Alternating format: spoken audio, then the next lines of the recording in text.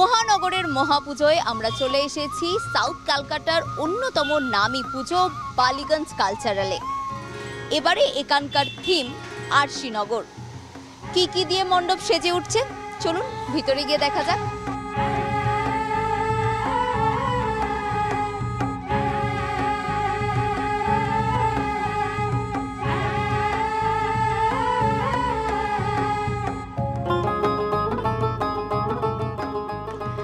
এবারে আমাদের থিম হচ্ছে আরশিনগর।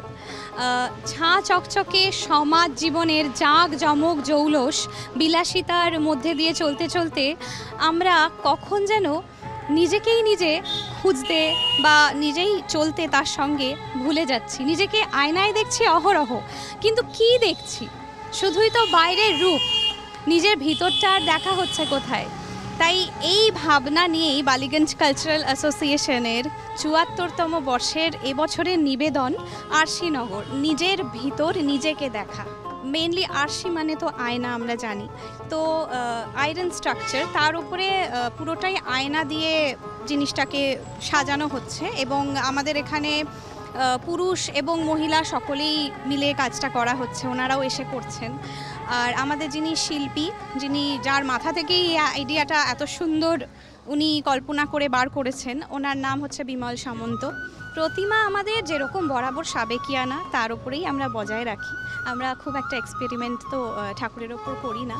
তো সনাতন পল উনি করেছেন আমাদের প্রতিবারের মতন, উনি করেছেন এবছরও। তো এই নিয়ে আমরা মায়ের কাছে আর কি আমাদের এবছরের নিবেদন যেটা সেটা জানালাম।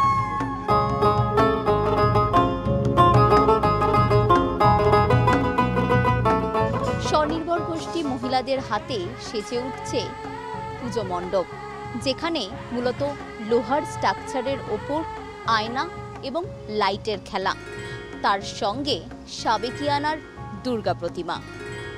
ক্যামেরায় সুবীর সরকারের সঙ্গে রিয়া মাঝি, কলকাতা টিভি।